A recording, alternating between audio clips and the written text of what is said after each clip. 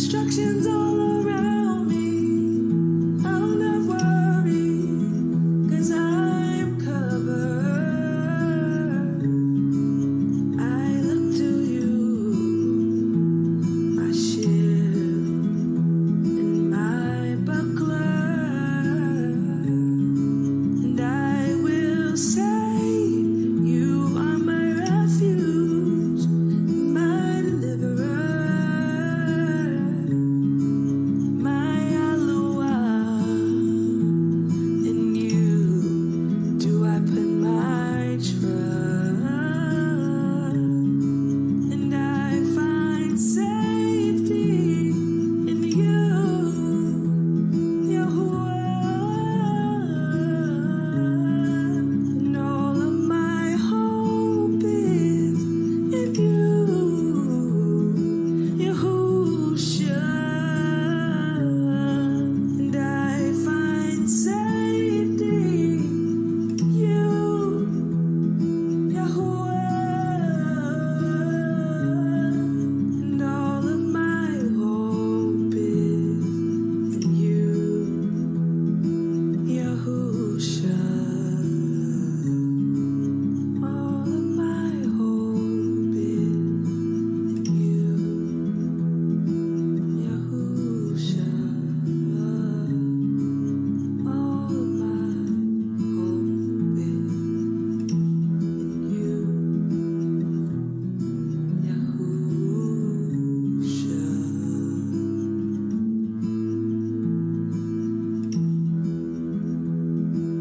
All of my hope,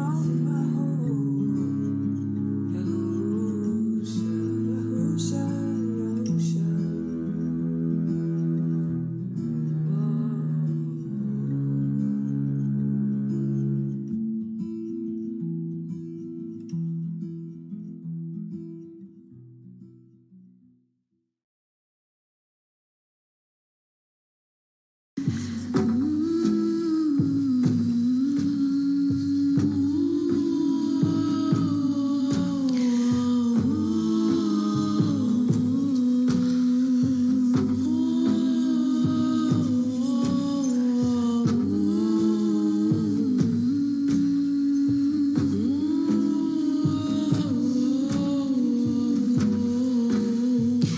Carefully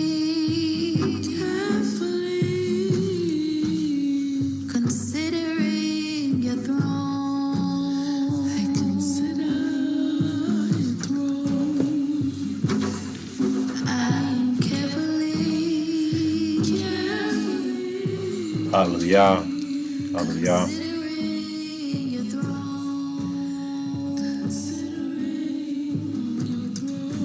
I check my heart. Hallelujah. We thank you so much, O Most High. Total Rabbah, so much, O Yahusha. Total Rabbah for your blessings, your grace, and your mercy. Total Rabbah, Saba, that you are through and your mercy endureth forever, Father. Total Rabbah, so much, O Most High, for your love, your loving kindness, your mercy and grace. Total Rabbah, Saba, that you are through in every aspect, in every way, Father. Father, you are wonderful and worthy to be praised, and we love you and honor you and praise you. We worship you, O Most High, and extol you. We thank you, Father, for you are through and that your mercy endureth forever. Blessings, glory, and honor be to your holy name. Blessings, glory, and honor be to your Kodesh name. I want to give you the kabod, Saba Yahuwah. I want to give you the honor and esteem right now, Father. Oh, Total Rabbah, Father, for freeing the captives, Father, for setting the captives free, Saba Yahuwah. Total Rabbah, Adonai Yahusha, for setting the captives free, for freeing us, Father, for the freedom that we have in you, the freedom that we have in you, Father. Total Rabbah, Yahusha, for the freedom that we have in you, Saba Yahuwah. For you came to set the captives free, to bring liberty to the captives, to bring liberty to those in captivity. Total Rabbah, that you turn it over to the captivity of Yisrael. Total Rabbah, that you turn it over to the captivity of Yasharel. Total Rabbah, Saba Yahuwah. Total Rabbah, Father, for you are through and your mercy endureth forever. You are wonderful and holy and just, and through and powerful and perfect. O Most High, Total Rabbah, Yahusha. Total Rabbah for your Ruach, Father. Total Rabbah, Saba. Oh, Father, I pray in the name of Yahusha, O Most High.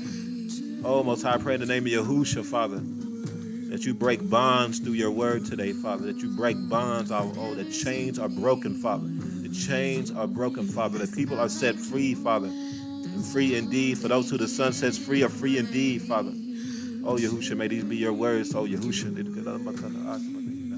these be your words, Yahusha, not mine, Father. May these be your words. Oh, I don't need Yahusha. Told Rabbi, Father, for your ruach. Told Rabbi, for your presence. Told Rabbi, for your love and kindness, Abba Yahuwah. Told Rabbi, for your mercy and grace, oh Yahusha, for you are wonderful and worthy to be praised. Oh, we thank you so much, Father. We love you and honor you and worship you. Told our Rabbi for this revelation. Told our Rabbi Saba so much for showing us these things. For you have turned over the captivity of Yasharel. You have turned over the captivity of Yisrael. You have turned over the captivity of Yasharel. Told our Rabbi Yahusha. Oh, told our Rabbi Father. Oh, you're so amazing, Father. I love you and worship you and honor you, Father. Told our Rabbi Saba Yahuwah. Told our Rabbi.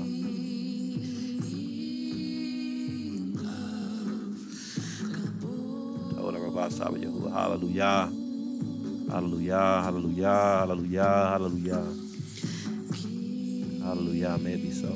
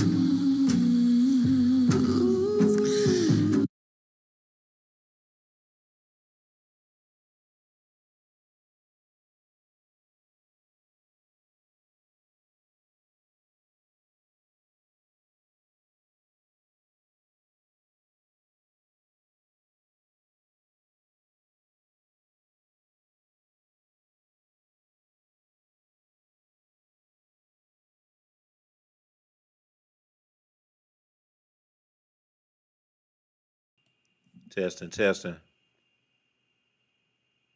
Testing, testing. There we go. Okay. Shalom, shalom, shalom, shalom. Testing, testing. Making sure I'm through. Let's see here. Testing, testing. Shalom, shalom, shalom, shalom. All praise to Yahuwah. I think we through. I think we through. Praise Yahusha. All right. Let's see here. All right. Shalom, shalom, everybody. Shalom, shalom. We're going to continue what we've been talking about the last few weeks. Was not able to jump on last week. Was moving around, traveling and stuff like that. So all praise to the Most High. Told Rabbi for y'all patience and bearing with me on that there. So let's see here. S. McCorkle, shalom to you. Shalom. Benjamin Roseman, shalom, shalom. Greg, shalom Barakot. Shalom Barakot. DHL Mike, shalom, shalom. Kendrick Lamarck Richardson, shalom Barakot to you. Azar Yasharel, shalom, shalom. Shalom, shalom. Hadia Baya. Hadia, maybe that's supposed to say Batya, maybe. Hadia Baya. All praise to the Most High. All praise to Yahuwah. So,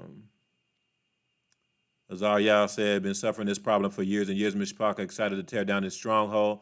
All honor to the chiefs in the assembly. Hallelujah. Hallelujah. That's the right mindset for real.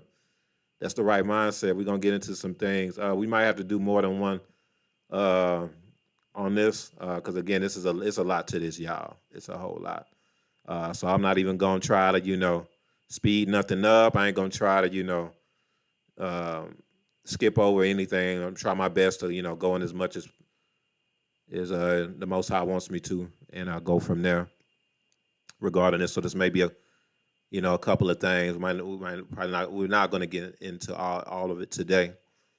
So, but much shalom and ahava. Let's get it in. So we've been talking about spirit spouses for the last few weeks, and what we're going to get into is basically we're going to get into basically how to get rid of the spirit spouse. We're gonna get into that, y'all. We're gonna get into how to get rid of the spirit spouse, y'all. You know what I'm saying? So very, very important. If y'all haven't paid attention before or haven't caught any of the other ones previously, y'all just make sure y'all really stay just do your best to pay attention, take notes. And this is one thing that now once the information comes out, y'all got to do these things. You can't come to me saying, "Man, I got this spirit spouse and it won't come out. I tried everything, but you didn't do you ain't really do what we brought out. You didn't really do it. Don't do that. Don't do that because I know this works. I know this works. We dealt with this many of times in the tribe, in the assembly. This will do it. This will do it. We're gonna get into the scriptures. We're gonna we're gonna talk about some things like that and go from there. But y'all, please feel free to put any comments or questions in the chat. I'll do my best to answer them. If I don't know, I'll just let you know. But I'll do my best to answer them because again, this is one of those topics that is very, very, very wide, very big, very huge, and it's a lot of aspects to it and a lot of layers. It is, y'all. It is. So, well, I'm gonna get into today, and most high willing next week is not all encompassing. I want to say that first of all, that this is not all encompassing. Ultimately, do what Yahuwah tells you to do with regard to this topic. Ultimately, do what Yahuwah tells you to do. This is designed to be a guide. It is not designed to be all-encompassing. Because when it comes to Ruwako matters like this, every situation is different. Every situation is different, y'all. And there may be something different that you need to do in order to get your situation clear versus the next person who may have a spirit spouse. They might have to do something different than what you did, et cetera, et cetera. It's based on a lot of factors, y'all. It's based on things that you've been into, things that you've done, sins you might have committed, ways you opened up the door to these things, through doing drugs, through going into some sort of what's the word I'm looking for? Perversion. That's the word I'm looking for. Getting involved in some sort of perversion, getting involved maybe like homosexuality, different things like that. Getting involved in witchcraft. If you got involved in witchcraft in the past, you used to deal with crystals, used to deal with, some sort of witchcraft practices before you came into truth. It's a lot, y'all. Every situation is a case by case. I want to say that first. This is not designed to be all encompassing. But on the other hand, you need to at least do the things that I'm going to be bringing out before anything else. Unless Yahuwah specifically tell you something different, you need to at least do these things I'm about to bring out. You understand? If you haven't at least done these things and you're talking about the Ruach won't come out, that's why. You got to understand that Yahuwah has given us authority in the Shamaim as his Kodesh people, as his set-apart people. There is an authority that we have that a lot of people don't realize. As long as you are doing what you're supposed to do as far as moving in righteousness, keeping his commandments in spirit and in truth, you following him, you following his ways as his people, there is an authority that he bestows upon you from the Shamaim.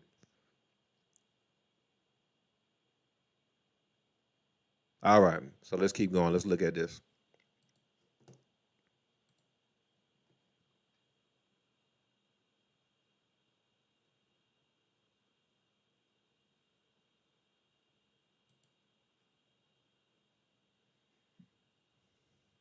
Oh yeah, and also Hadaya, that was Yada Baraka or Yada Baraka. I got to get her name down, man. She in the Anderson tribe though. If you ever heard of the Cody Project or anything like that, you know she's on the Cody Project. But she has a YouTube. If you YouTube Yada Baraka, she on there. That's where I got the song from. She be posting stuff a lot. I be on it, man. She's really really gifted, really gifted. All right, let's see here. Let's see.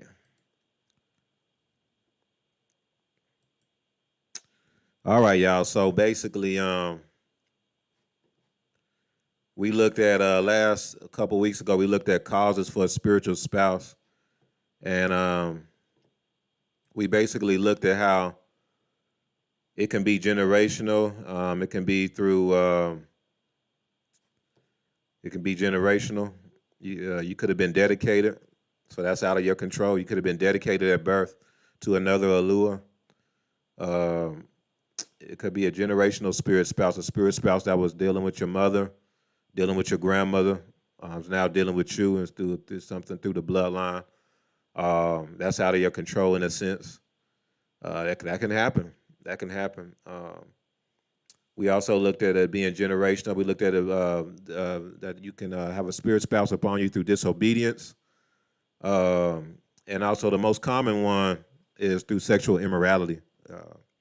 That's the most common one, at least in Babylon, because that's just the ways of this nation. That's the ways of Babylon is sexual immorality, doing perversion, fornication, um, maybe even homosexuality, different things like that. All those things are open up the door for you to have a spirit spouse. Pornography, yeah, pornography, masturbation. Oh yeah, I know they tell you in health class growing up in public school that that's perfectly normal to masturbate and all these things, and that's perverse.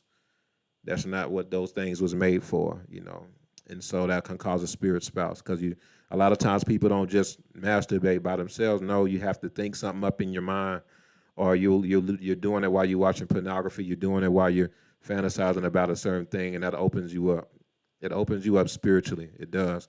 You got to understand that your imagination. Malek Musha talks about this. Your imagination is not just just something just there just cause. Like your imagination, that's where Yahuwah meets you at. It's very spiritual. Your imagination, that's where Yahuwah meets you at. That's where your visions will come in at. That's where when you talk about the prophets and things like that, and when they got big visions where they went up into the Shamaim, or when they went up and the imagination is a spiritual place where Yahuwah will meet you at. But if you're not dealing with the Most High, you can have other ruachs who try to deal with you there as well. You get what I'm saying? And so, no, you don't want to use your imagination to masturbate. No, that's very dangerous. That's how you get a spirit spouse. Real talk. Real talk. Real talk. So, all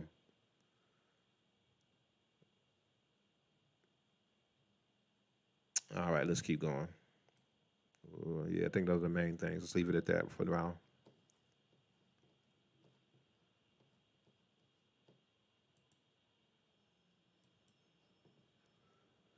So we looked at signs that you have a spirit spouse. Some of those signs is that you showing hatred towards your spouse if you're married.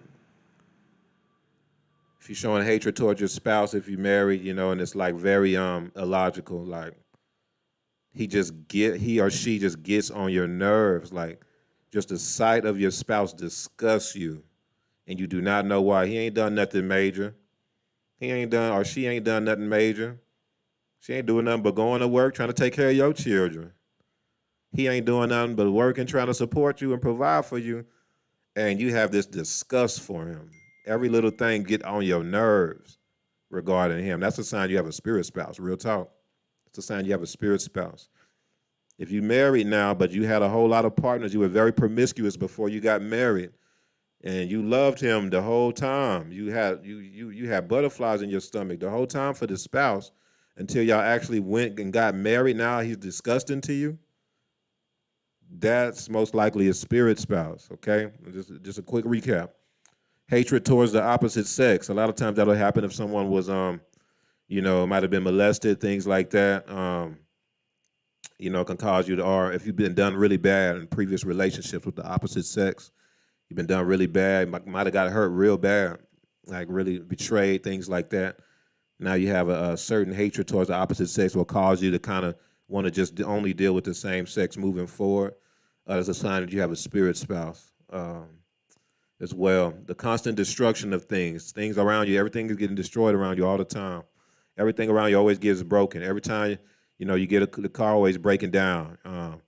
Every time you get anything, it don't last long. You always losing stuff. Things like that is a sign you may have a spirit spouse. You may have a ruach dealing with you. It's causing everything around you to crumble. Every time you're trying to get stuff going, trying to get a business going, it always fails. Every time you try to get a job, seems like you can't keep a job. You can't keep nothing going. Seems like every time you're trying to move forward in something, as soon as it seems like things are going well, it always falls apart. Every relationship seems like as soon as it's going well, it always falls apart. Every friendship, and I can't have no lasting friendships. Seems like it's always an issue that comes up, et cetera, et cetera. Having constant dreams of having sex with people is a sign that you have a spirit spouse. If you deal with perpetual miscarriages, there's a sign that you possibly may have a spirit spouse that's coming against you, not wanting you to have children. Very real, very real. Sudden death of your spouse or spouses. Let's say you got married, the first spouse died in some crazy freak accident or something. Then a year later you get remarried. Now something crazy happened to the second spouse. It's a sign you probably got a spirit spouse. Yes, yes. If you had dreams of getting married in dreams to somebody, that's usually not through. It's not. It's usually actually a lot of time that's a sign that that's a spirit spouse. It's a sign you have a spirit spouse that made a covenant with you in your dreams. Being pregnant in dreams can possibly mean that sometimes. Just depends. But that's just just a quick recap. All right.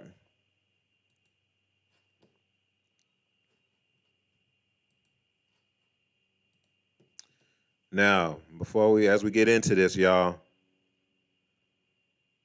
have to keep in mind. Y'all have to keep in mind that this is not for the faint at heart. This is war, Mishpaka. This is not for the faint at heart. These spirits, these unclean ruachs, come from the fallen ones. They come from the seed of the giants. So you got to look at this as like a David and Goliath. You going head to head with these giants, Mishpaka. You going head to head with these giants. You got to look at it like that. Because this is war. This is a fight. This is a fight. Hold on. Let me make sure everything through here. Hold on.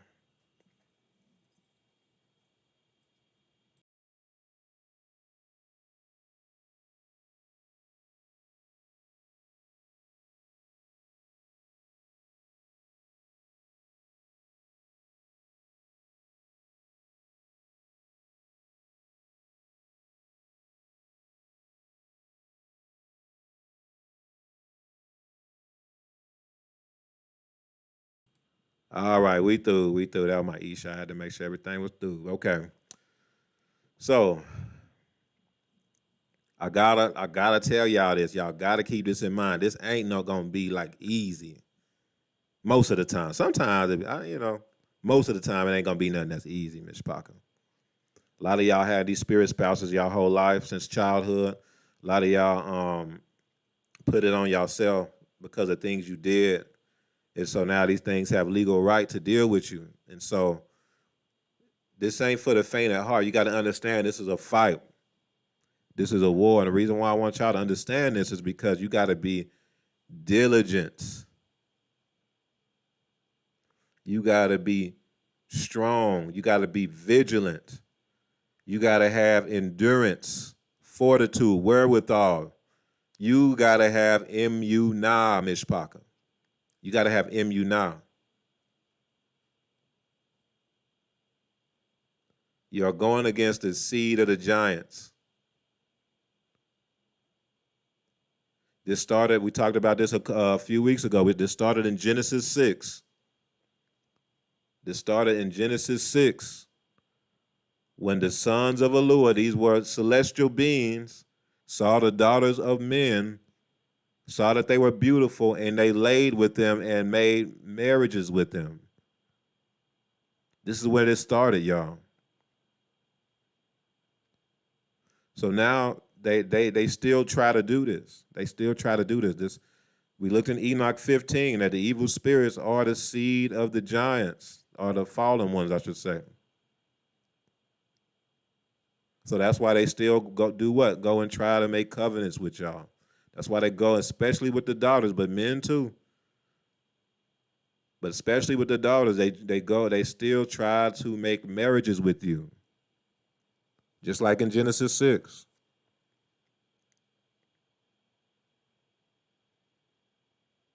You have to have the mindset that this is war and that you will stop at nothing till this thing is gone. You have to have that mindset or you're going to fold. You got to have that mindset or you most likely going to not do what you need to do because it's going to take work. For a lot of y'all, it's going to take a lot of work. It's not going to be, for a lot of y'all, might not be overnight. It's going to take some tracing back your steps. Rewinding, looking at things that you have done in the past. Wronging, maybe some, you might have to right some wrongs that were done in the past, et cetera, et cetera.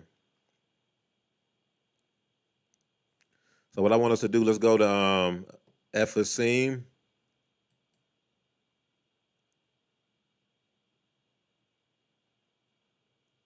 That's Ephesians chapter 6. We'll start off with that. So y'all know I like to look at the scriptures when we talk about stuff, y'all. I like to look at what the scriptures say on things. So y'all bear with me. Let's read along.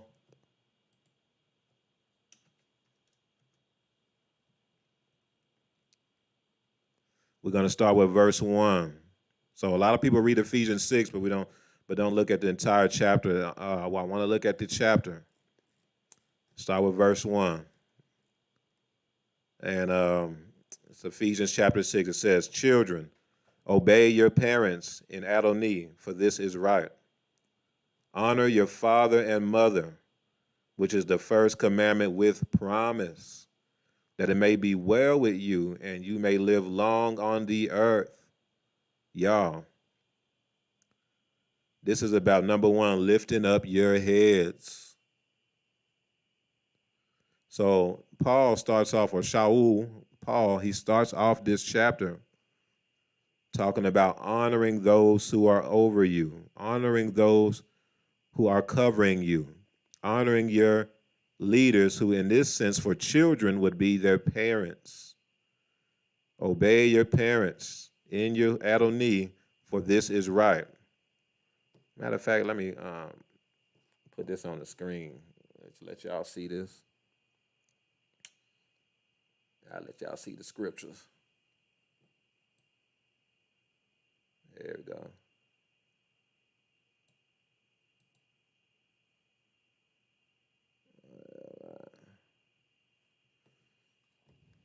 Honor your father and mother, which is the first commandment with promise, that it may be well with you and you may live long on the earth. And you, fathers, do not provoke your children to wrath, but bring them up in the training and admonition of Adoni.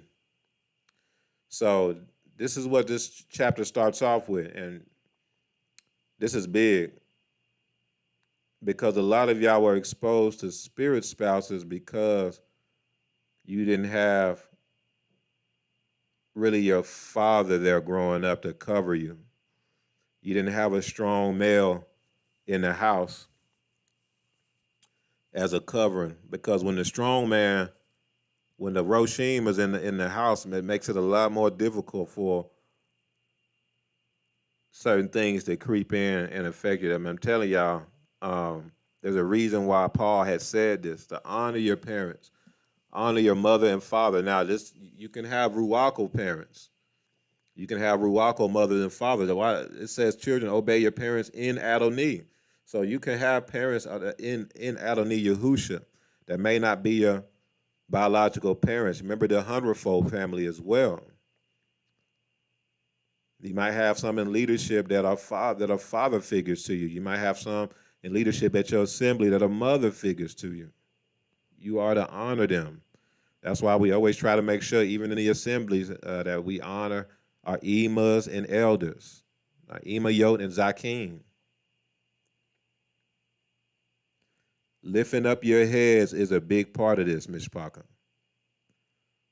You have to be moving it orderly. You have to be moving in a way that's through as far as your day by day, because that's how you are covered. That's why I said that it may be well with you and you may live long on the earth, because they serve as a ruachal covering for you, your heads. All right, I'll leave it at that. And then it says, and you fathers, do not provoke your children to wrath. Man, y'all know a lot of these children that are running the streets acting wild, a lot of it is because they've been provoked to wrath because of daddy, what we would call daddy issues. Their father wasn't in the home, or if they did have a father, they had no respect for him because he wasn't really around for them to raise them. And so they have the people that, a lot of the children that you see running the streets acting crazy, killing each other, doing wild stuff, robbing, doing all kind of wild stuff in the streets, the majority of them, I'm telling y'all, had issues with authority because they had father issues. Majority of them did not have a father in the home. I submit to you, that's why Paul was saying here, do not provoke fathers, do not provoke your children to wrath. In other words, fathers, be there for your children. Don't just let your sons just be out there. Maybe you and the children's mama didn't work out. Don't just leave your sons out there. But bring them up in the training and admonition of Adonai Yahusha.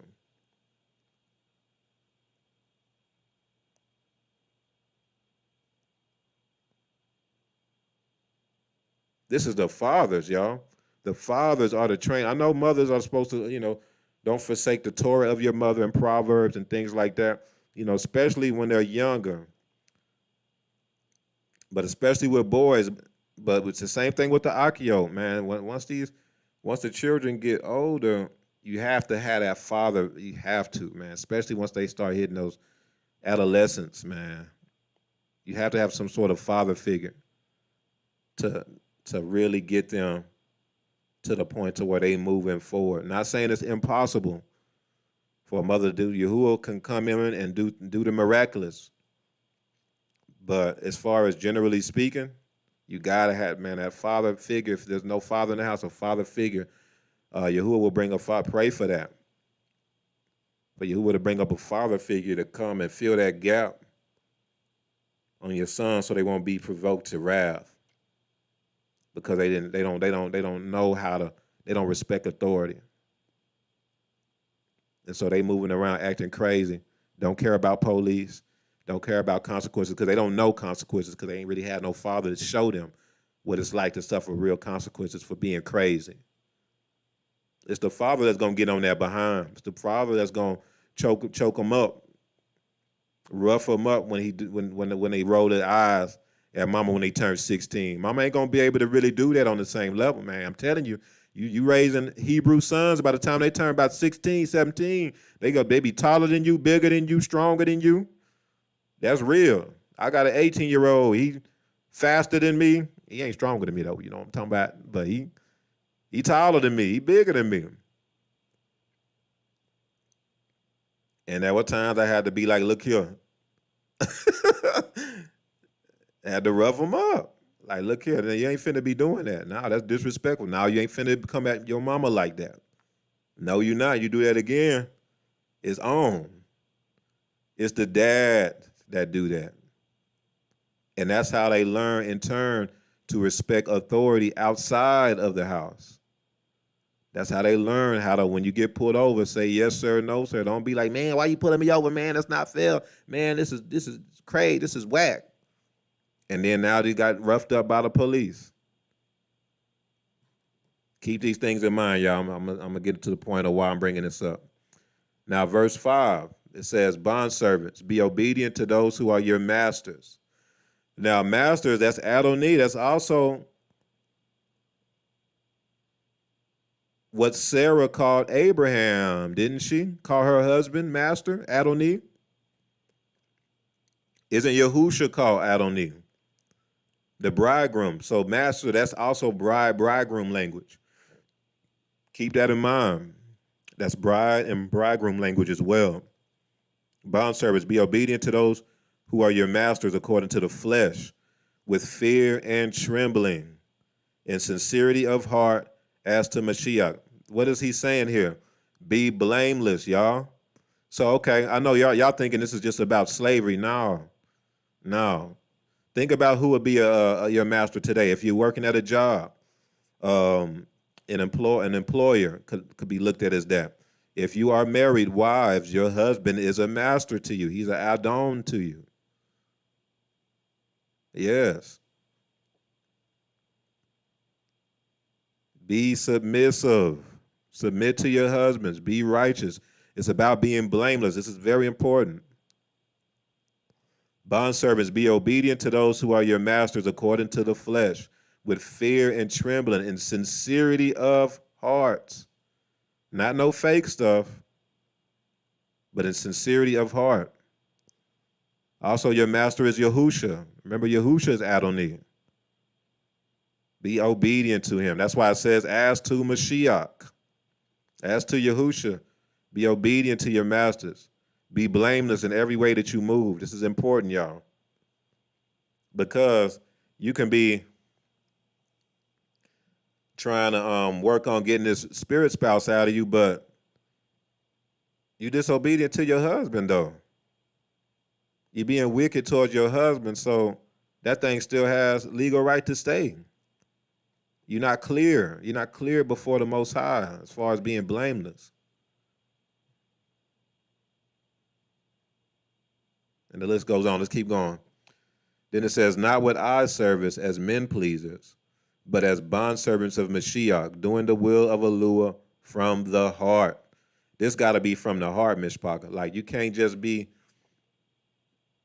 because we dealt with this in the tribe. You had people that were saying they were submissive, and they were acting very submissive in front of men at the tribe, in front of people on Shabbat, when they're out in the public. But as soon as you behind closed doors at the crib, you off the chain with your husband.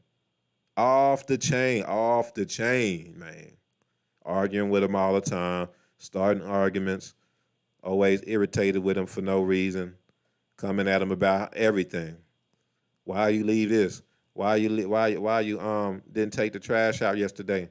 What about, I don't agree with the way that you was too hard on our son. You was too hard on our son. I don't agree with that, et cetera, et cetera. Starting arguments every other day.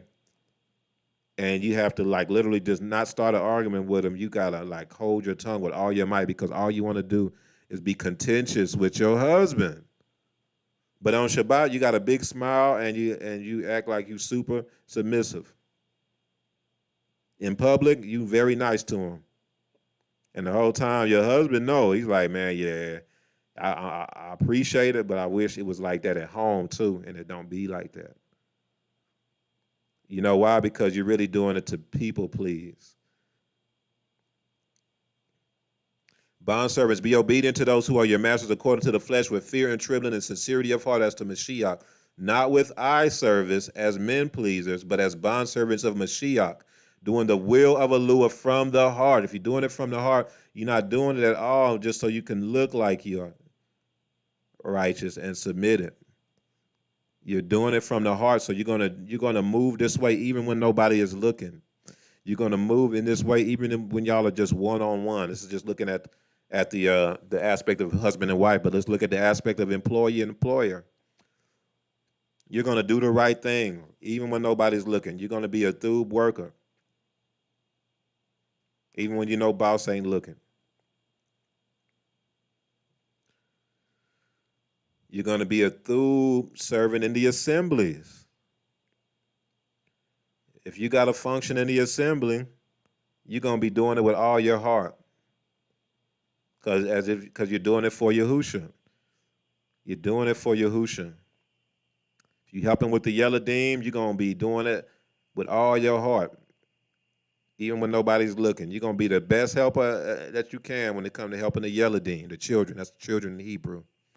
If you're on the cleanup team, you're gonna be the best cleanup person that you can be because you're doing it for Yahusha. If you helping with the food, at your assembly, you're gonna make sure you just go all in with whatever you bringing forth, as this is an offering to the Most High, etc., etc. Don't matter who's looking. Verse 7, with good will, doing service as to Adonai and not to men, knowing that whatever thub anyone does, he will receive the same from Adonai, whether he is a slave or free. And you, masters, now this is for the masters, the leaders, the employer. Let's say you have a business and you have employees, or let's say you're a roach, a husband. You have you got a household that you lead, etc., etc. Do the same things to them, giving up threatening,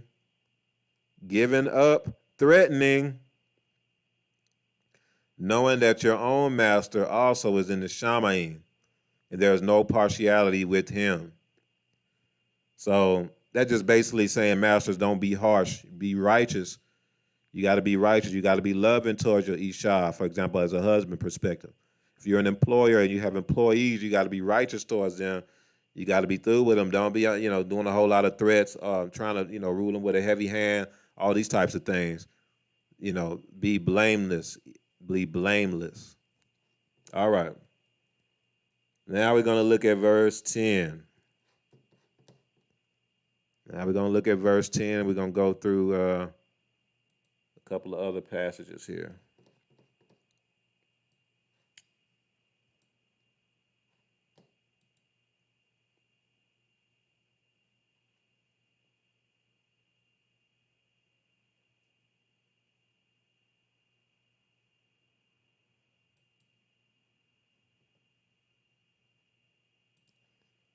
All right, I'm going to have it so y'all can see it. All right.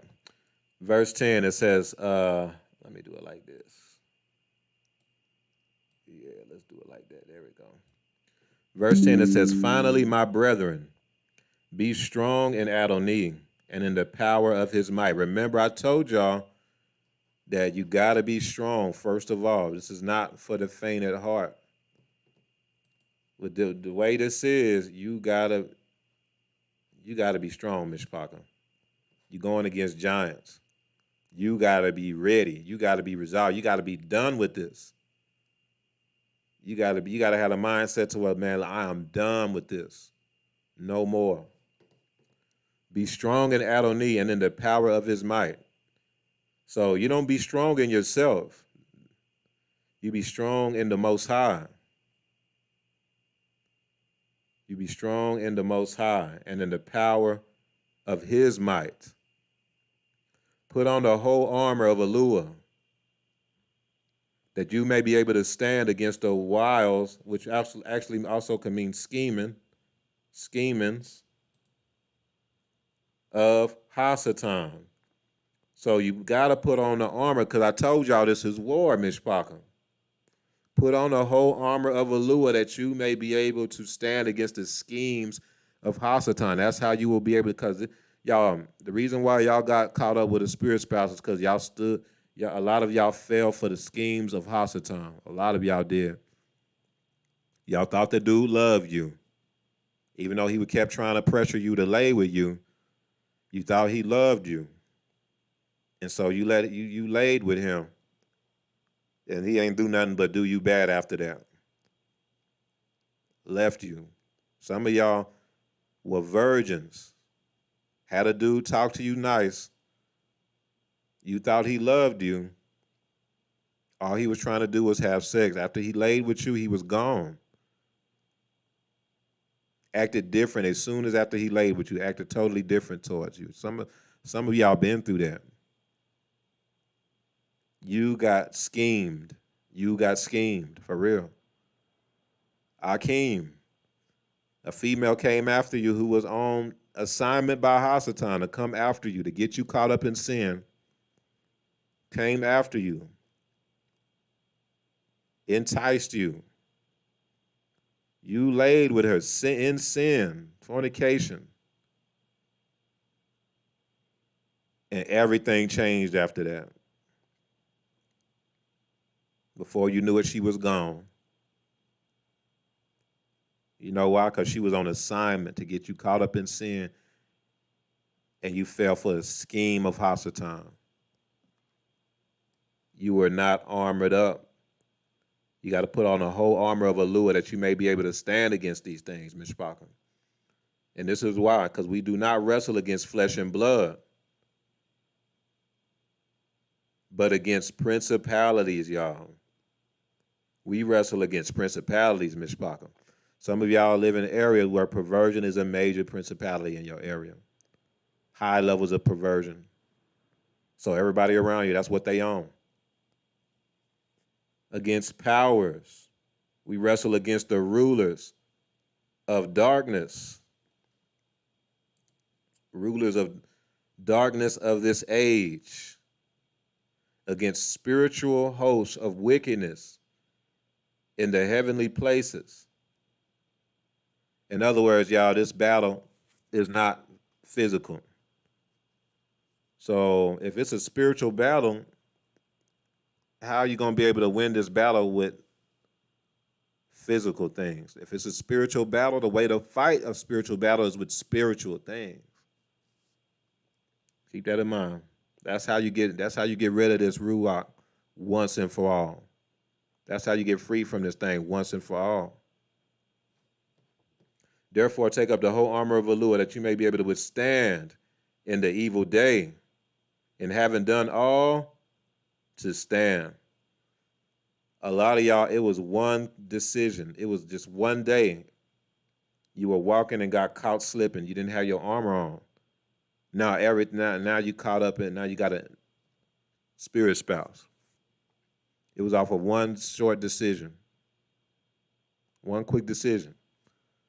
Some of y'all, it was one decision. Now you got an STD and a spirit spouse. Out of one decision. Because you were not able to withstand in that day. You fell for the schemes of Hasatan. And more temptations will come. It's not over. Y'all, this is a battle, and it's ongoing. You got to have your armor on daily. You can be just thinking you're going to get groceries, and then a dude come up to you who tall, and you think he look good, smell through and everything. He trying to come at you, and he a whole demon. He trying to talk to you, and right now you could be in a vulnerable place where you feeling lonely, and you really want that companionship, and Hasatan knows it. He knows it. You can be in a situation where you're vulnerable. You yearning for companionship. You yearning for a husband. You yearning for that feeling of just being loved and being held at night and all these things that you haven't felt in a while. And so this dude, you at the grocery store, you thought you was getting groceries. Now this dude, you think, look good, giving you butterflies, is trying to come at you, trying to get your number, trying to talk to you. And he a whole demon. And you don't even know it because he look good and smell good, got a big smile, he tall. But filled with demons. A whole demon.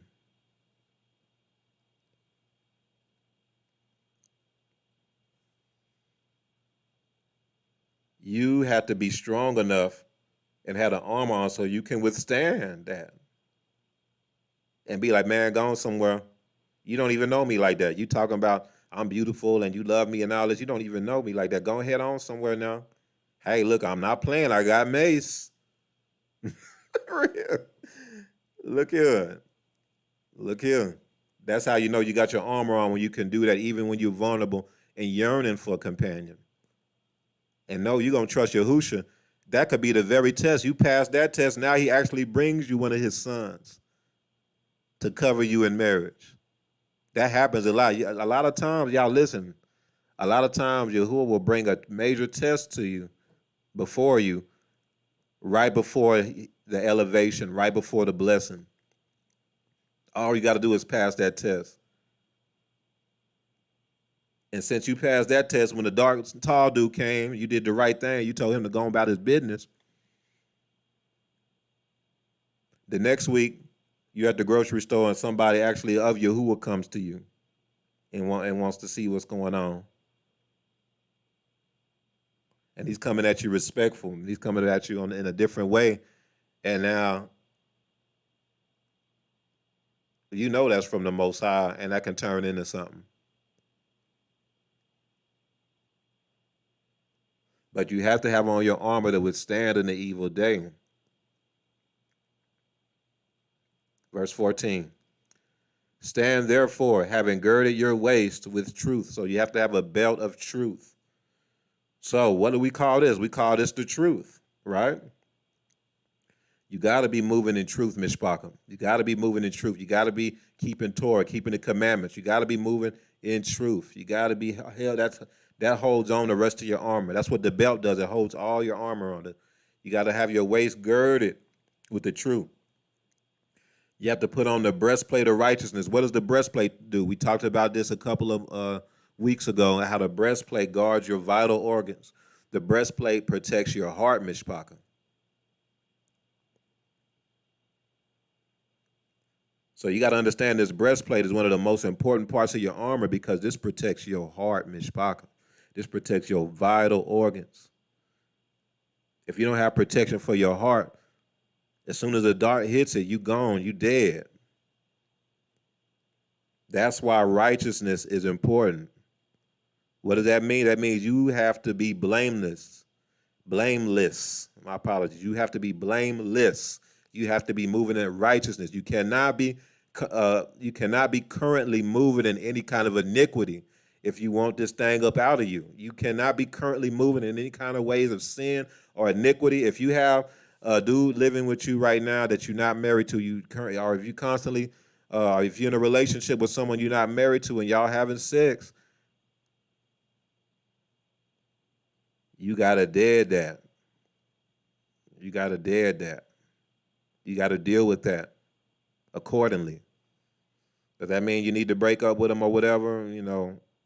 That's a case by case basis. Most of the time, yeah, that's what it means. That's what it means most of the time. I say that. But for those in the assemblies, that don't even apply to y'all because there's a process that protects y'all from anything like that anyway.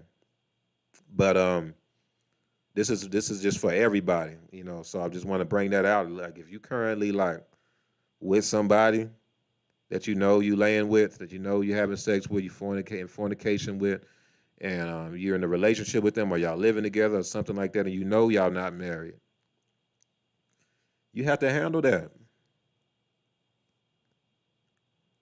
because you have to be blameless, righteous. That's a breastplate that guards your heart, that guards your intestines, that guards your liver, your chest.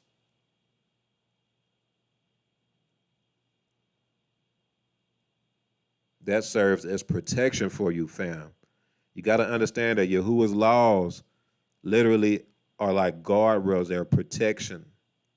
That when you move outside of those laws, man, you are exposed.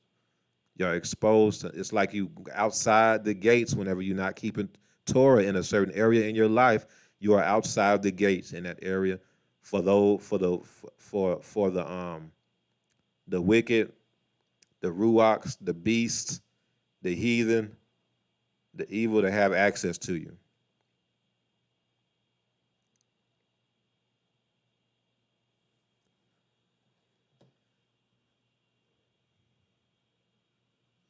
and having shod your feet, which means to bind in your feet, with the preparation of the Basora of Shalom, y'all. Where are you going? Where do you find yourself? What do you do day by day?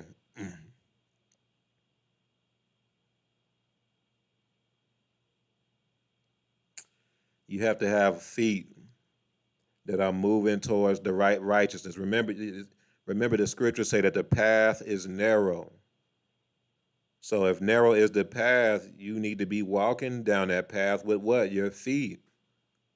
And the only way to walk down that narrow path is to have your feet shod, binded with the preparation of the Basora. You got to have that truth in you. You got to have the Torah in you, the Basora of Shalom, the news in you of Yahuwah and Yahusha and who you are in Him, and this awakening and et cetera, et cetera. Like you have to be on that narrow road, not on the broad path that goes to destruction, but on that narrow path that goes to Yahusha. Above all, taking the shield of faith. You notice the shield of faith is above all, he says. Above all, taking the shield of faith. That's above all, Mishpaka. Hear me. Above all, taking the shield of Emunah, with which you will be able to quench all the fiery darts of the wicked one. What? You have to have Emunah in order to get these things up out of you. You got to believe that, number one, you can do it. Let me remind that. You got to believe, number one, that Yahuwah will do it. You got to have Emunah. You got to have faith. That faith will serve as a shield, y'all. I'm telling you. Them things start trying to put things in your mind, you start casting them things down immediately and coming back at it with the word. Verse 17, and take the helmet of salvation and the sword of the Ruach, which is the word of Eluah. Y'all got to get that word in you, Mishpaka. The Ruach try to put something in your mind. One thing spirit spouses do a lot is they send fiery darts to your mind. It's words, teachings. They'll say something to you. They'll say stuff to you. They'll say you're not going to be nothing. They'll say nobody's ever going to want to marry you. They'll say stuff to you. That's not your mind. That's not you saying that. They'll say no one will ever marry you. You'll never get married. You'll be lonely the rest of your life. They'll say you ugly. You're not pretty. Ain't nobody gonna even desire you. They'll say, they'll tell you things against Yahuwah. They'll say, why are you serving Yahuwah anyway? What has this got to, what have you gotten out of serving the Most High? What have you gotten out of keeping Torah? You ain't got nothing out of this. Why you might as well give up. They'll give you thought. They'll even try to. They'll try to get you to commit suicide. Some of y'all been dealing with suicidal thoughts, and that's not your thoughts. That's that spirit spouse that you need to get up out of you. They'll try to get you they'll try to tell you to take yourself out. They'll put thoughts in your mind of suicide. Oh, they will do that. You got to understand, Mishpaka, that these Ruachs, what their goal is to do is to steal, kill, and destroy you. They want to destroy you. That's the goal. That's the goal, Mishpaka.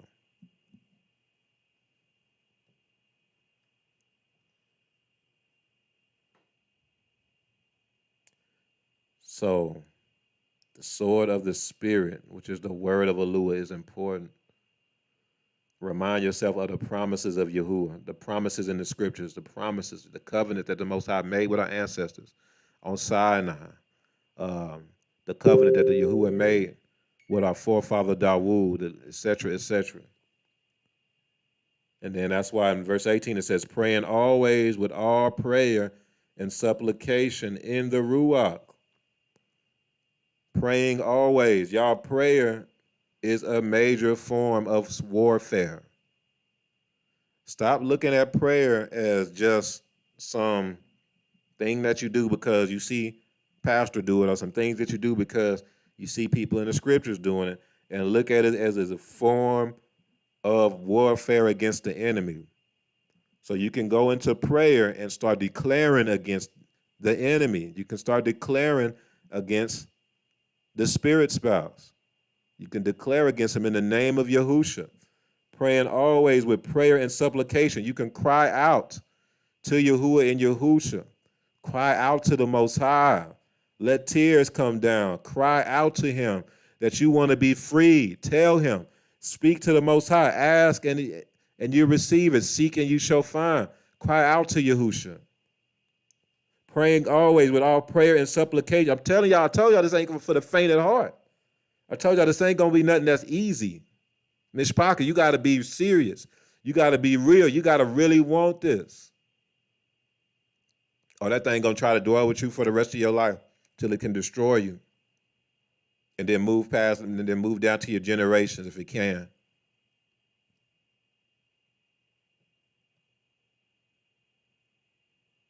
Praying always with all prayer and supplication in the Ruach, being watchful to this end with all perseverance and supplication for all the Kodeshim.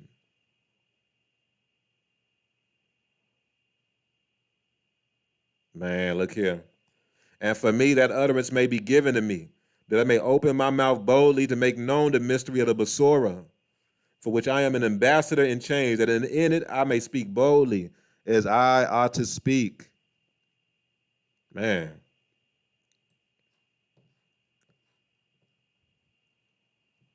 This stuff is real, y'all.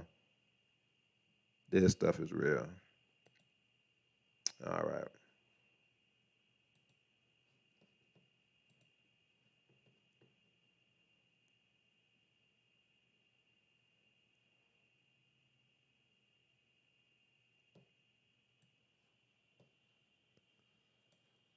All right. So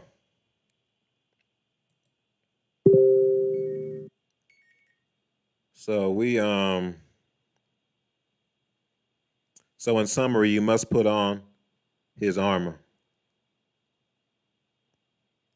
You must put on his armor. In summary, you must put on his armor, Mishpakim. You must put on the armor of Alua.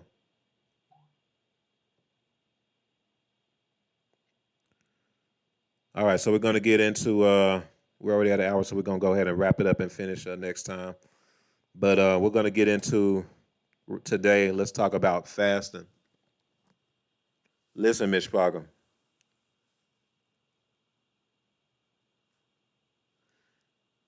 Fasting change, Yahuwah transformed me through fasting.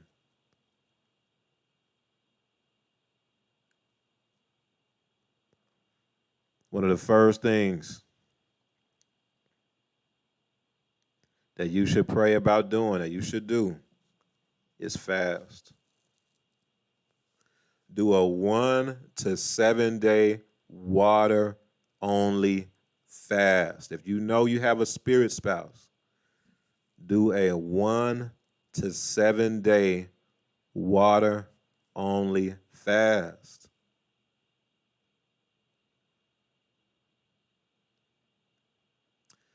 Not a vegetable fast. Not a no meat fast. Not a no television fast. Not a I'm a fast from social media fast.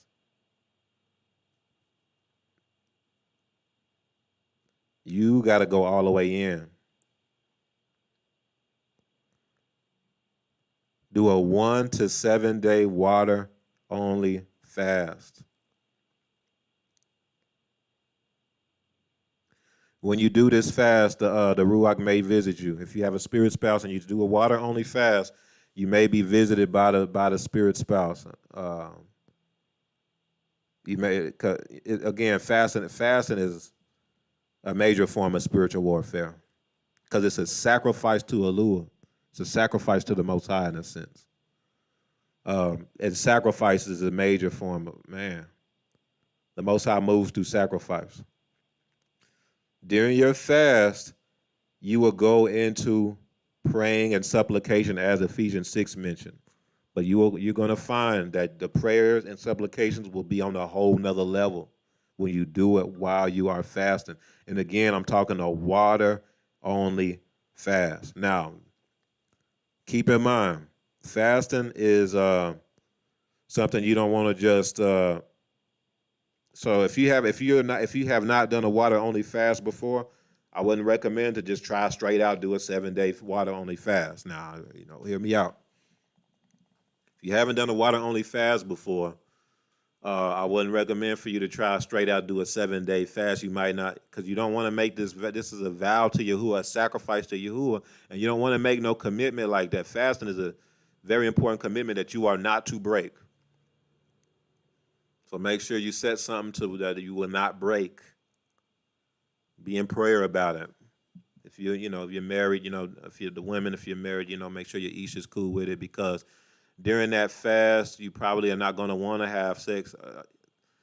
Let me put it this way: you may want to have sex, but during the fast, you should refrain during that fast and be 100% set apart to Yahuwah during that time frame. As far as your body, it's like a way of dying to self. You're afflicting your nefesh. You're coming against your flesh, your nefesh, your soul. Nefesh means soul in Hebrew. Water only. Drink spring water during this time. Plenty of water during this fast. You may have to start off with a 1-day water only fast. I would really try to push it to a 3-day to start off if you haven't really done nothing like that before. But again, pray on it. Make sure it's something you can do. If you really deep in your flesh, you really haven't been in a ruako that long and things like that, and you can't do it, don't do it, because you don't want to try to do it and break it. No, it's better not to make that. It's better to start little by little. Start off maybe doing the 1 day, 24 hours, water only. Start off maybe doing that. But then, give yourself some time, maybe a couple of weeks, then try to do a 3-day. Give you another month, do another 3-day. And if the Most High puts it on, you go full throttle with the 7-day fast, water only fast. But you want to develop a lifestyle of fasting. As far as how often, pray on that. It's based on the situation. Pray on that. Water only. I know people, I fasted and it didn't work. Well, what kind of fast did you do? Well, I did, vegetable only for between 8 a.m. and 12 p.m. And then I did whoop-de-woo. No, water only, no food during this fast. And you dedicating your time to prayer. You're dedicating that fast to prayer. Dedicating that fast to prayer, man. Like, even if it's a way you can make it to where if you work, maybe if you have vacation time, literally take vacation so you can fast and literally dedicate the entire day to prayer and supplication. Hold on, y'all. Let me my son, hold on.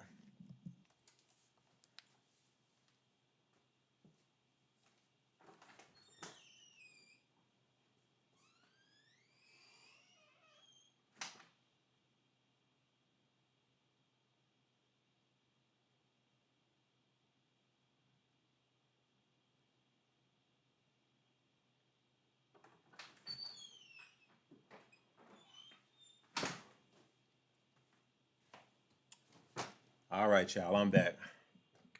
So I can't emphasize this enough, though. Keep that in mind. Let's go to Mark chapter 9. Mark chapter 9, 14 through 29.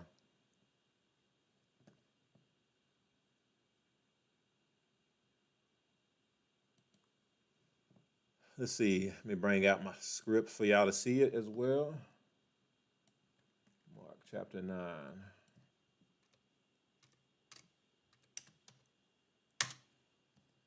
We're going to look at verse 14.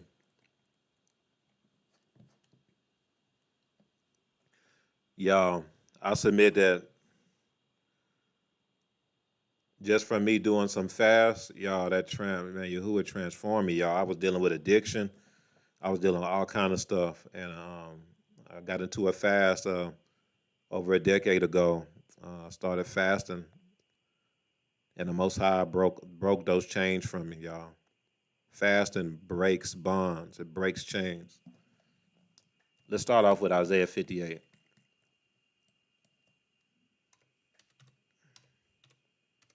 My apologies. And then we'll do Mark. Start off with Isaiah 58 first. Let's see. We're going to start with verse.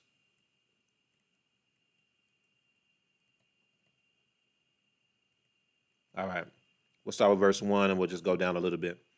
Cry aloud, spare not. Lift up your voice like a trumpet. Tell my people their transgression and the house of Yaakov their sins. Yet they seek me daily and delight to know my ways as a nation that did righteousness and did not forsake the ordinance of their Eluah. They ask of me the ordinances of justice. They take delight in approaching Eluah. See, this is what you're supposed to do. Approach the Most High. Come at him. Pray, supplicate, cry out to Yahuwah. And they're saying Israel does this as if they're righteous, but again, you got to be blameless. You got to make sure that you're coming before the Most High pure with a clean heart, clean hands, and a pure heart. All right, let's keep reading. They take delight in approaching Eluah. Verse 3, why have we fasted, they say, and you have not seen? Why have we afflicted our souls, and you take no notice? In fact, in the day of your fast, you find pleasure and exploit all your laborers. Remember what we read in Ephesians 6 about masters, that you got to be righteous towards your servants. And remember, I told you the masters as an employer can be an employer-employee relationship. You exploit all your employees in a sense, or laborers. Indeed, you fast for strife and debate. So I told y'all can't be fasting, but you're being wicked towards your spouse. You can't be fasting, but you going, while you fasting, you being short with your ish or isha. You coming at them left field, argumentative, contentious for no reason. Stuff you can really look the other way on, but you're not. You decided not to. Prideful, etc., etc. You fast for strife and debate and to strike with the fist of wickedness. You will not fast as you do this day, to make your voice heard on high. That's what that's what the fast is about. That's what fasting is about, is to make your voice heard on high, y'all. It's to supplicate and to pray and to supplicate to and to cry out to Yahuwah. I'm telling you, when you do a real fast, a real true fast, that means absolutely no food. Water only, no juice. Water only. And you start them prayers, you're going to feel them prayers, man. You're going to feel the Most High on another level because your body ain't dealing with all that stuff that comes with feeding the flesh. Your body will be clear of all those distractions that come with feeding the flesh. And so your body is tuned in on the Ruach a lot better. You start feeling the prayer on another level. You'll start remembering your dreams on another level. Yahuwah will send you a dream and you will wake up and you will remember every aspect of it. You'll start hearing stuff. He'll speak to you through these fasts, Mishpaka. As long as you're doing a fast that's acceptable to him. Again, you got to be blameless during this fast. Verse 5, is it a fast that I have chosen, a day for a man to afflict his soul? Is it to bow down his head like a bulrush and to spread out sackcloth and ashes? Would you call this a fast, an acceptable day to Yahuwah? Is this not the fast that I have chosen, to loose the bonds of wickedness? Listen, y'all, listen. I told you that fasting will break bonds off of you. I'll tell y'all this, y'all. I was dealing with addiction for a long time. It's something that was in my bloodline. You know, I was addicted to different things. a while ago, a long time ago, before I got into the truth. I was trying to follow the Most High. Um, Most High had led me to do, and I didn't know how to, at the time I wasn't in the truth. So the best way I knew how was through the church. So I was trying to follow the Most High. I was a smoker, smoked weed, did all kinds of stuff like that. I was addicted to other things as well. Um, just about the lust of the flesh, the pleasures of the world, watching television too much, just all those things you can think of that comes with feeding the flesh, eating too much sweets, eating unhealthy, all the things that come with just that ruach of addiction. And so, okay, so the Most High leads me to do a fast. I started noticing in the scriptures about how fasting is all over there, and this is before the truth, in a sense. And so I did a 3-day fast. Did a 3-day fast, and the third day, the Most High put on me to throw away everything, as far as I had, like drugs and stuff like weed. It was just weed, but it's not a just. It's not a through thing, and that was a big deal because I wasn't really like trying to quit what I was doing. I wasn't really trying to quit smoking or none of that. I actually had made up in my own mind that that was perfectly fine to do that. That Yahuwah was okay with me doing that. But during that 3-day fast, he put it on me to throw it all away. It was crazy. I threw it in the garbage disposal at the time. That was a big deal, y'all. To some anybody who had dealt with addiction, smoked weed or nothing like that, or done anything, that's a big deal. Number one, it's expensive. And number two, you always have, when you try to quit, anybody dealing with addiction, your mindset is always, well, I'm just going to finish this last amount that I have, and then I'll quit. Let me tell y'all this just as a side note. If anybody dealing with addiction and you're trying to quit, whenever you do that, you're never going to quit. Whenever your mindset is, well, I'm going to finish the rest that I have, and then I'll quit after that, you're never going to quit. You have to make a sacrifice. You got to chunk everything that you got associated with that. You got vape pens, you got pipes, you got papers, you got whatever, any kind of stash you got, it needs to be dumped, thrown away, not given away, not, oh, let me give it away to my homeboy because he ain't finna quit anyway. Or let me just sell it. No. Just a side note. Chunk it, sacrifice it, destroy it. So that's what I did. Never had an issue with addiction in that area ever since, y'all. This was a long time ago. This was well over a decade ago. And then after that, everything opened up. It's crazy. Because I was doing the fast. I wanted to get closer to Yahuwah, so that's what I was fasting for at the time. Most High heard my prayers, y'all, because, everything opened up after that. That's when I ended up meeting my Isha. Not too long after that, I was less than a year later, I believe, I met my Isha. And then that's when we started going into the truth, the journey that led to us going into the truth. It was through a fast, y'all. I'm trying to tell y'all, if you're not developing a lifestyle of fasting, mishpaka. That's why everybody in the scriptures fasted, everybody. Moshe, the prophets, the apostles, etc., man, they all for Yahusha. So if you're not fasting, then what are you doing? All right. I'll leave it at that. Okay. But verse 6, it says, is this not the fast that I have chosen to loose the bonds of wickedness? That's how you loose the bonds of wickedness. Right now, a ruach spouse, a spirit spouse is bondage. A spirit spouse is like a bond of wickedness. That's how you break that bond. That's one way to break that bond is through the process of fasting. It's through the process of fasting, the journey of fasting, a lifestyle of fasting. Because it might not be the first time you fasted that thing get broken. Or it might be, but it might not be. You might have to work your way into really, really fasting. And Yahuwah might break that off for you little by little. Some of y'all, it would be too much for him to break it all off for you 100% right at once. But Yahuwah was to start breaking stuff off for you little by little. as you give yourself over to him in the lifestyle of fasting. Look what else it says. Is this not the fast that I have chosen? To undo heavy burdens. Y'all, when you fast, y'all, bonds are broken. Chains are broken off of you through fasting. I'm telling you. Heavy burdens are lifted off of you, Mishpaka, through fasting.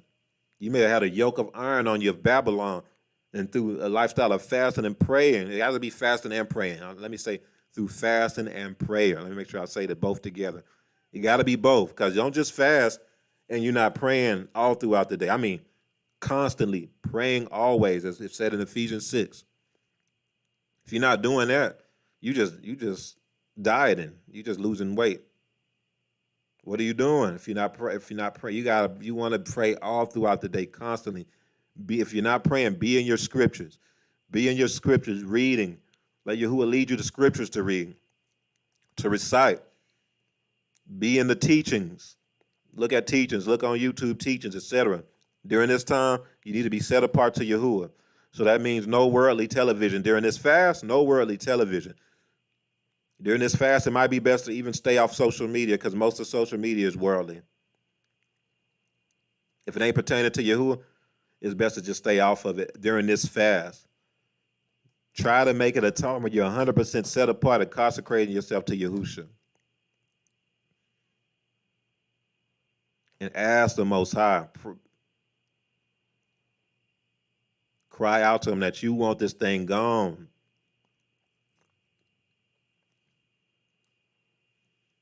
Fasting is about letting the oppressed go free.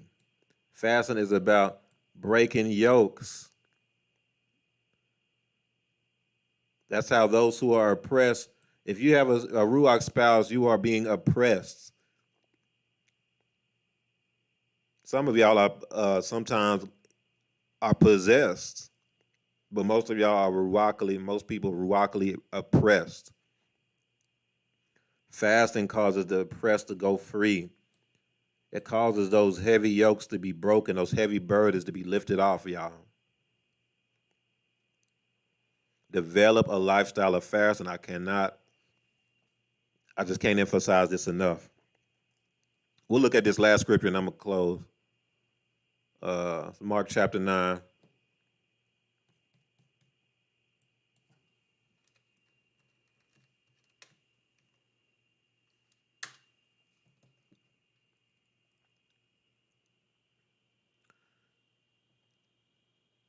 Start with verse 14.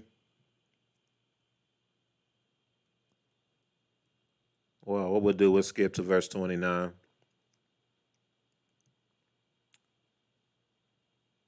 And when he had come into the house, his disciples asked him privately, why could we not cast it out? So there was a Ruach that was unable to cast out. It was a deaf, dumb spirit. It was a deaf, dumb spirit that Yahusha casted out of this child. Yahusha said to them, this kind can come out by nothing but prayer and fasting. So even the apostles wasn't able to cast this thing out, because Yahusha was telling them this kind can come out by nothing but prayer and fasting. It's a deaf, dumb spirit. What does it mean to be deaf? That means you can't hear it, right? What does it mean to be dumb? That means like you're not able to speak or hear. I know this is referring to a deaf, dumb spirit, but I submit fasting will enable you to hear better. If you feel like you're not hearing from Yahuwah, fast.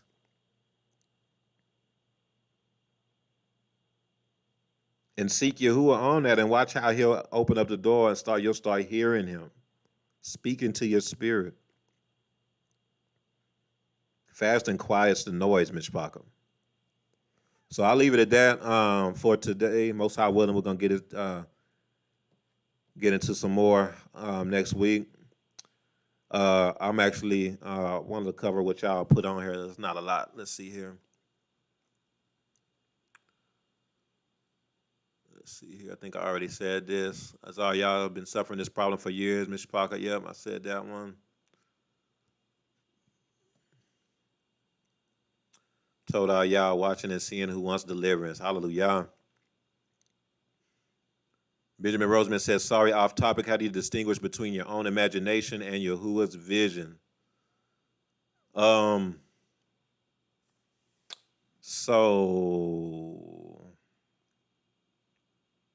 your own imagination is something that you drum up yourself. So a vision is basically a dream that you receive while you're awake. So this is using your imagination. Hey, children do it all the time. Hey, you be Batman and I be Robin. And then y'all running and acting like Batman and Robin. That's using your imagination. You get what I'm saying? And you're picturing yourself being, these superheroes, right? A vision is you're meditating and then all of a sudden you see yourself in the shaman dressed up with armor and a sword or something, and then you go out and do something. That's nothing you tried to drum up at all. That's nothing you tried to do yourself. You were just meditating, and then all of a sudden you get the Most High takes you into this place, y'all, to where you're doing these things and you see these things. That's a vision from Yahuwah. Get what I'm saying? So hope that made sense. Azar Yasharel said, since childhood, man. Well, all praise to Yahuwah. May the Most High deliver you once and from all and clear you moving forward. You and your bloodline in the name of Yahushua. That you may be able to bring a through report. Hallelujah. Isha Ahmed, she said also how they learn to respect women. Yep, as far as fatherhood, yeah, that's real. That's real. Integrity of heart, yep. As far as working and being a through servant. Kimberly Lamarck Richardson said, Khan, even in death, Lazarus was obedient to his Adonai when he was told to come forth. Man, that's it. That's it. Shalom, Shema Yisrael. Shalom, shalom. I was actually thinking about you. I'm most high willing to follow up with you, me or Amir. Kimberly Lamar Richardson said, our weapons of warfare are not carnal, but mighty through Alua to the pulling down of strongholds. 2 Corinthians 10, 4-5. Man, that's it. The pulling down of stronghold. Man, Kimberly Lamar Richardson be coming with some precepts, man. That's it right there. That is it. 2 Corinthians 10, 4-5. Dawid Dove said, truth on the inward parts will deliver you from the hour of temptation. Khan, that's it. That's real. Kimberly Mark Richardson said, hallelujah, during prayer, I returned to sender every word curse spoken and wicked device by the enemy. Hallelujah. Hallelujah. That's it. That's a through example. Shalom, Ma'ora Yahu. Shalom, shalom to you. All right. Kimberly Lamarck Richardson said, the Most High has baraked me through fasting. He has poured revelations into me and made me stronger during fasting because I submitted fasting to him as an offering as I was led to. Praise Yahushua. Man, praise Yahuwah for the confirmation. So there go a real life example right there. A second witness. I told y'all what happened with me.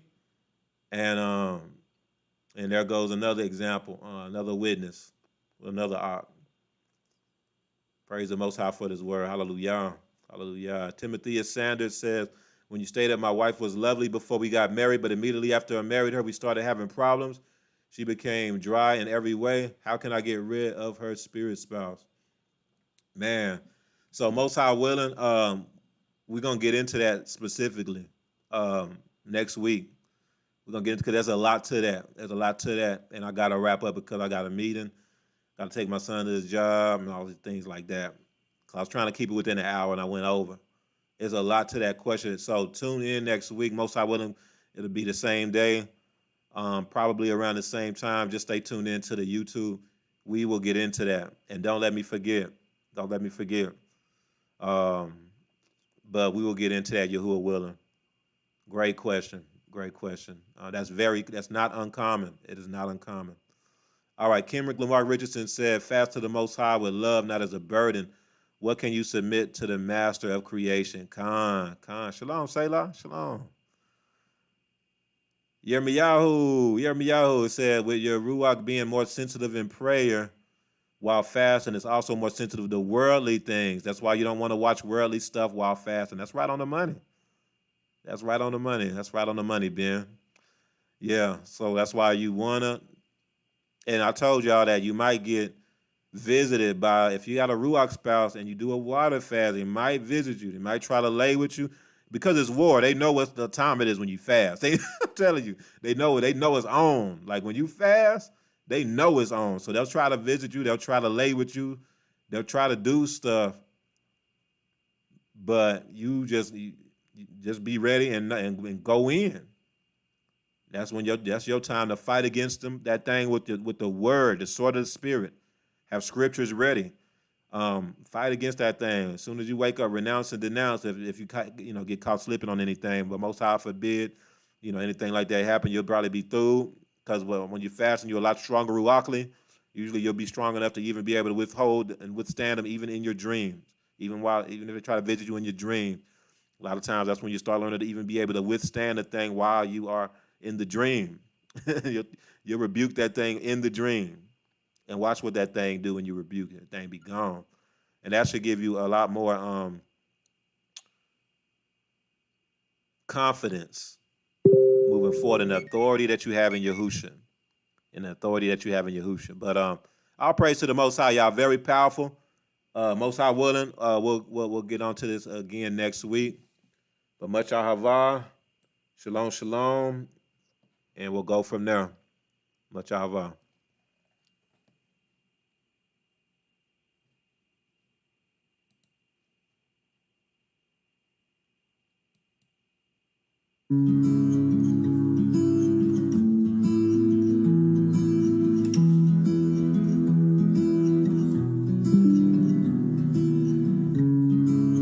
I will dwell in your secret place,